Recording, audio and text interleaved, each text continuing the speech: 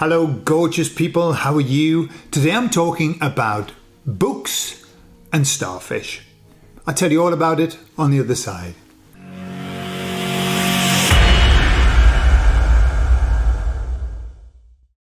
So I've taken to reading some books. I've always read books, but at the moment I'm reading some specific books because I want to increase my knowledge in terms of therapy and stuff like that. So what I want to do is I want to tell you about some books that I'm reading. I'm going to share them with you. And perhaps if you're interested, I know lots of you, and I know Vicky, if you're watching this, Vicky has bought loads of books. Vicky has the biggest pile of books still to read ever. So don't feel obliged, Vicky, to buy these books as well. However, let me tell you. So I'm reading a book that was recommended by a hypnotist.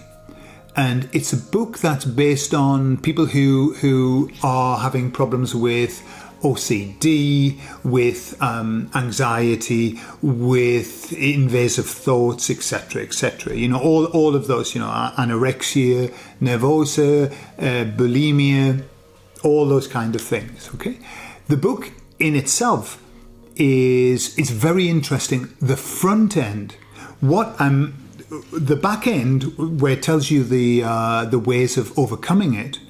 There's nothing in that book that is startling. There's no short little trick to fix it all. The suggestions that it offers are just very, very straightforward, and ones that, so there's nothing in there that I think, whoa man, that's something completely new.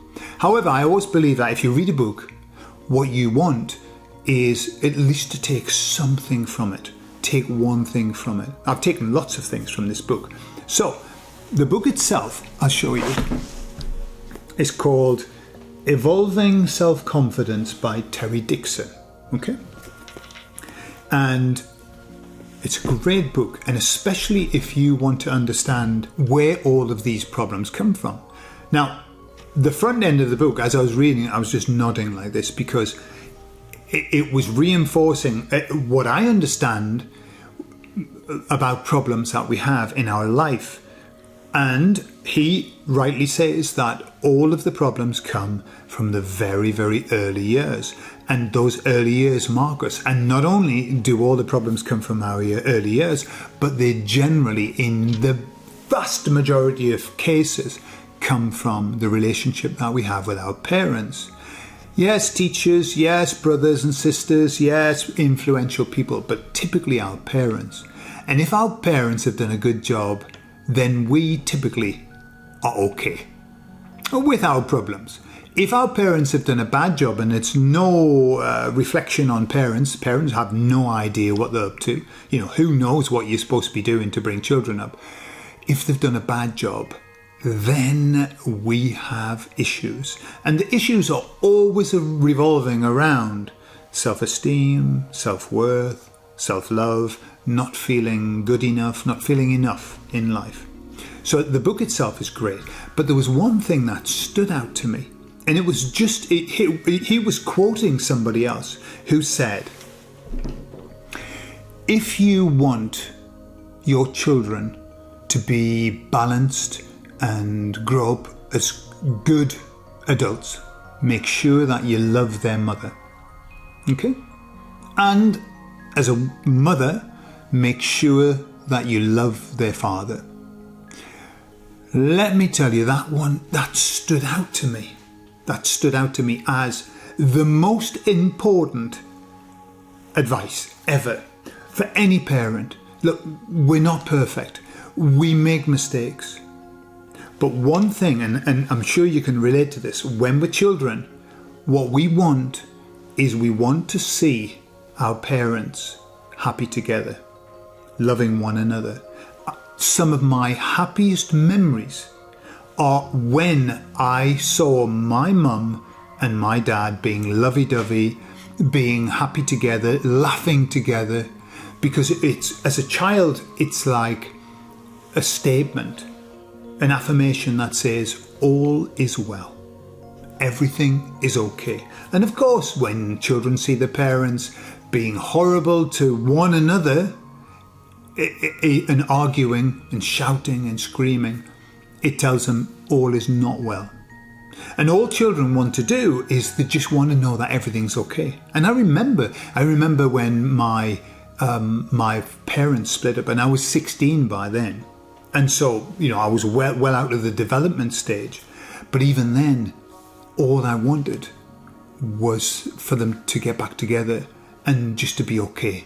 I just wanted them to be okay. I wanted the household to be okay. And I think that's pretty standard.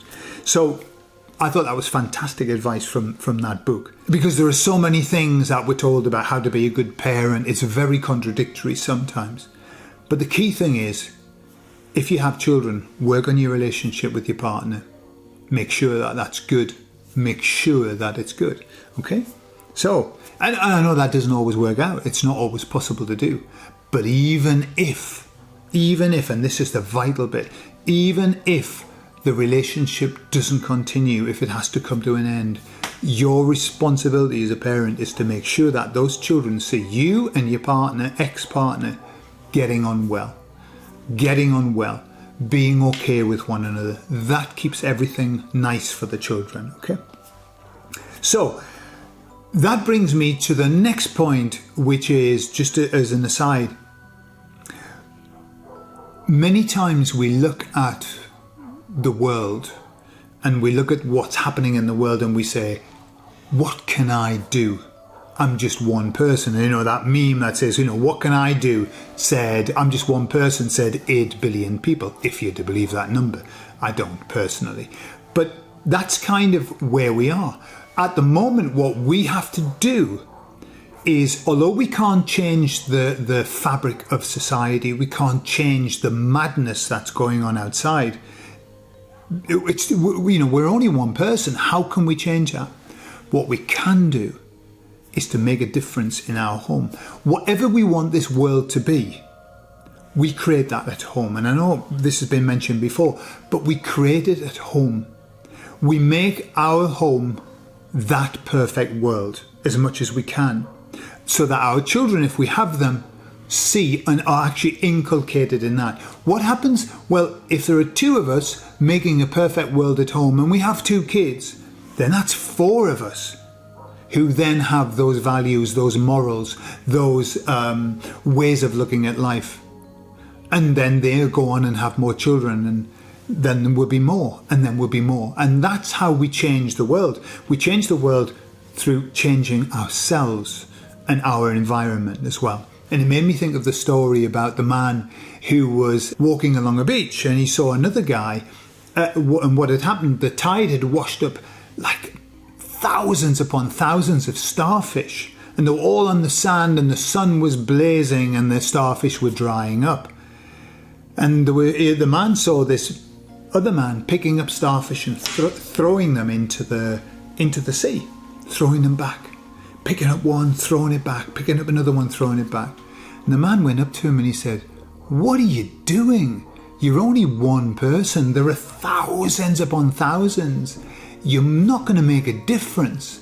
And the man picked up a starfish and he threw it into the sea and he said, "I made a difference with that one." And that's where we have to have our mentality of, we're not here to change the world. Or if we are here to change the world, we're here to change the world person by person. Not groups, and not, there are people who are doing wonderful things. But for us, just one person at a time. And the first person is us. Yeah? So let's move on to the next book. Now, this is the book, and it's called Do It, Let's Get Off Our Butts. Okay, and it's by John Roger and Peter McWilliams. This book is not in print anymore, as far as I'm aware. I was given this book. It was gifted to me by somebody. I can't even remember who gave me it, when I was in my 20s. And I read it. I devoured this book. This book was exactly what I needed to read at the time. It always comes at the right time. Food at the right time. This book, so I read it in my 20s. I read it again. I've read it a few times. And then I lost it. it disappeared, and I thought I didn't have it. So I searched on the internet and I found another copy and I got it. Okay, and it came and I started to read it. But what I realized was I was reading the book and I was looking at my bookcase, and there was this book with the black, this is not the book that I bought, this is the original, with the black cover. It fell to bits and my wife repaired it and she got this cover put on. And I discovered that I had it already. I already had the book, so I didn't need to buy it again. But I started to read it. And what I discovered was this. I discovered that everything that this book said, I took and applied in my life. Not only did I apply it in my life, but all of the key important things, like, you know, if, as a husband, to protect your children, to bring your children up, make sure you love your wife, love the mother, that's better said. Well, in this book, it was like listening to me. It was like listening to me talk now, and like listening to me when I'm talking in therapy. It was good and it was bad, right? Because it was good because I thought, wow, you know, the key things that I learned, I've been able to apply them in my life. Truly, I would say out of every book that I've ever read, this one has been my Bible. Like, I've used it in my life, and it has paid dividends in terms of the way that I've been able to think about life, think about people, think about myself, think about doing things. Now, it's all about doing your purpose. That's what it's about. But the bad side of it was, I thought, holy cow, that's my personality. And it came from a book. And I was thinking, how much of me is really me? And how much of me are pieces that I've put on myself, pieces that I've stolen from elsewhere and adopted them as me. So who am I? Who are you? Are you the product of everything that you take on board, or who is the real you? Who's the real me? So it gave me pause for thought, thinking, I think that I'm a kind of an authentic, original person. And yet, I've stolen half of my life from this book. Anyway, this book is absolutely, if you can find it, and if you're at a place in your life where you're thinking, I don't really know what to do or how to do it, or I want to do things, but I'm not sure. Man, this book will put you on track. It truly will. It is phenomenal. Absolutely wonderful. And so, the last book I'm going to show you that I'm reading at the moment is this one. I don't know if I've shown you before. Okay? And it's called The Keys of the Kingdom, the Holy Bible. And it was translated, let's see if I can find the name of the guy, Christopher Sparks. Okay? And he was on a video that I saw where he was talking about the bad translations that are around, and that this one, he's trying to be as faithful as he can to the language. So I bought that last year. Took ages to come because it came from the UK, because although he had it on Amazon and everything, it was taken off. I don't know why. They might censor the Holy Bible. However, I'm reading the Gospels at the moment, and it's beautiful. And I've read sort of the Genesis and stuff like that. I'm kind of just dipping in and dipping out of the Bible, and I'll read it every now and again. Why am I reading the Bible? Why not? Why not?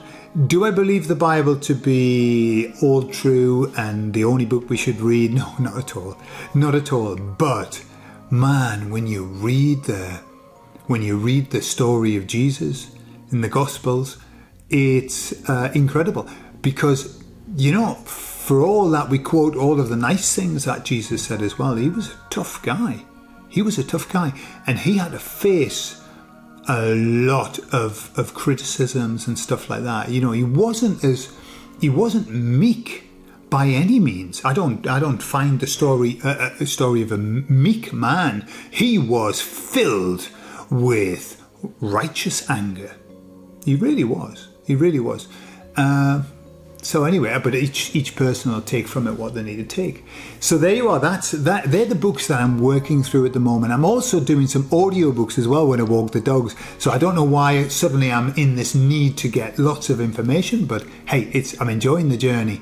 So there you are. There's some books that you might be interested in, especially if you want to understand our psyche, understand ourselves, and perhaps if you want to then take on a new personality.